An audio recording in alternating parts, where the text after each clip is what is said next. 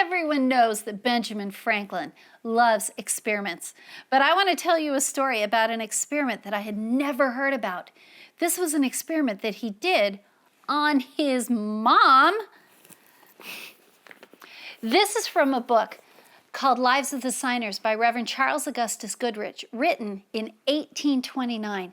What a privilege it is for me to even hold and read and learn these wonderful stories.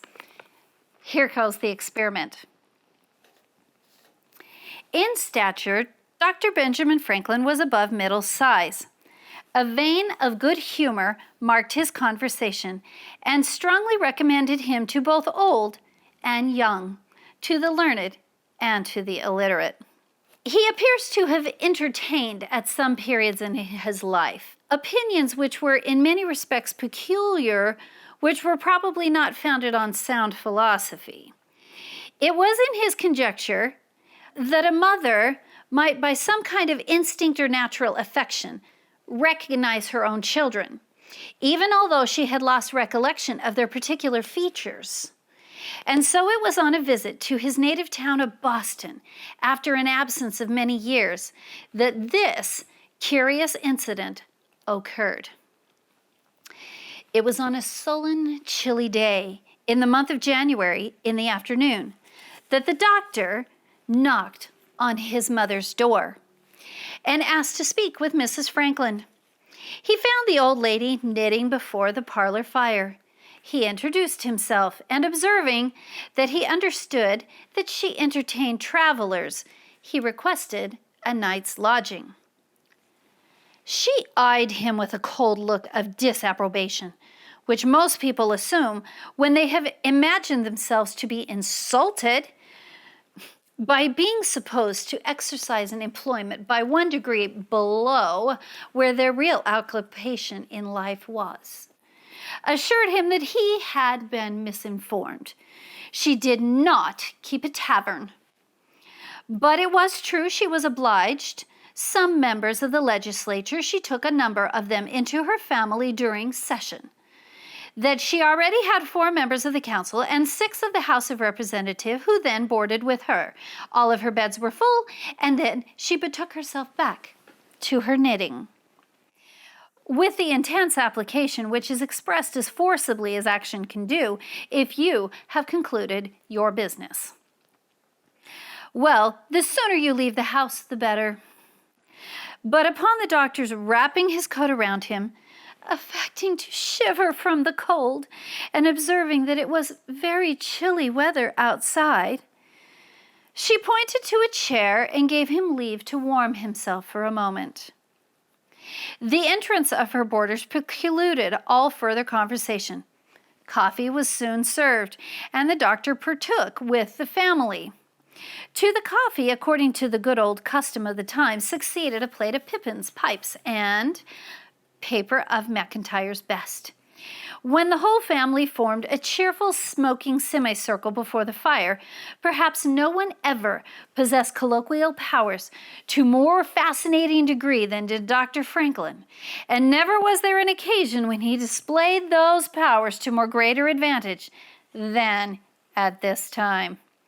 He drew the attention of the company by the solidarity of his modest remarks, instructing them by the varied, new, striking lights in which he placed on subjects, and delighted them with apt and amusing anecdotes.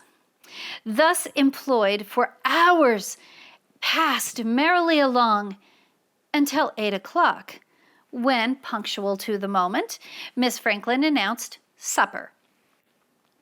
Busied with her household affairs, she fancied that the intruding stranger had quitted the house immediately after coffee, and it was with difficulty she could restrain her resentment when she saw him without molestation seat himself at the table with the freedom of a family member. Immediately after supper, she called an elderly gentleman, a member of the council with whom she was accustomed to confide, to another room. She complained bitterly about this rudeness of this stranger, told the manner of his introduction into her house, observed that he had appeared outlandish man, that she thought he had some very suspiciousness in his appearance, concluding by soliciting her friend's advice with respect to the way in which she could most easily rid herself of this man's presence. The old gentleman assured her that the stranger certainly was a young man of education, and to all appearances a gentleman, that perhaps being in agreeable company he had just paid no attention to the lateness of the hour, and advised her to call him aside and repeat her inability to lodge him. She accordingly sent her maid to him, and then, with as much temper as she could possibly command, recapitulated the situation of her family, observed that it was growing late, and mildly intimated that he would do well to seek himself separate lodging.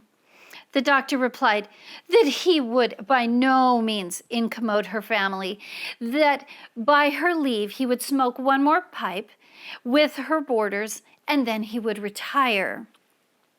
So he returned to the company. He filled his pipe, and with the first whiff of his powers, returned in double force. He recounted the hardships. He extolled the piety and the policies of the ancestors. A gentleman present mentioned the subject of the day's debate in the House of Representatives. A bill had been introduced that day to extend the prerogatives to the royal governor. The doctor immediately entered upon that subject, supported the colonial rights with new and forcible arguments, with the names and the influential men of the House, recited their speeches and applauded the noble defenses of their Charter of Rights. During the discourse, so appropriately interesting to the company, no wonder the clock suddenly struck 11. Unperceived by the delighted circle, it was wonderful that the patience of Mrs. Franklin grew quite exhausted. She now entered the room, and before the entire company, with much warmth, addressed the doctor and told him plainly that she thought herself imposed upon, and that she had friends who would protect her, and concluded by insisting on his leaving her house. The doctor made a slight apology, deliberately put on his greatcoat and hat, took a polite leave of the company, and approached the street door, lighted by the maid and attended by the mistress. While the doctor and his companions had been enjoying themselves within, a most tremendous snowstorm had, without, filled the streets knee-deep, and no sooner had the maid lifted the latch than a roaring northeasterly force opened the door, extinguished the light, and almost filled the entry with drifted snow and hail. As soon as it was relighted, the doctor cast a woeful look towards the door, and thus addressed his mother. "My dear madam, can you turn me out in this dreadful storm? I am a stranger in this town and shall certainly perish in the streets. You look like a charitable woman. I shouldn't think you would turn a dog from your door on this tempestuous night." "Don't you tell me of charity," said the offended matron. "Charity begins at home. It is your own fault you have tarried here so long. To be plain with you, sir, I do not like your looks. I do not like your conduct, and I fear that you have some bad design in thus introducing yourself to my family." The warmth of the parley between them had drawn the company from the parlor, and by their united inference the stranger was permitted to lodge in the house. And as no bed was to be had, he consented to rest in an easy chair before the parlor fire. Although the boarders appeared to confide perfectly in the stranger's honesty, it was not so with Mrs. Franklin. With suspicious caution, she collected her silver spoons, her pepper box, and her porringer from her closet, and after securing the parlor door by sticking a fork over the latch, carried the plate into her chambers. charged a man to sleep with his clothes on, to take the great lever to bed with him, and to awaken and seize the vagrant at the very first noises he made in attempting to plunder her house. Having thus taken every precaution, she retired to her bed with her maid, whom she compelled to sleep in her room with her. Mrs. Franklin arose before the sun. She aroused her domestics, unfastened the parlor door with timid caution, and was agreeably surprised to find her guest was sleeping on his own chair.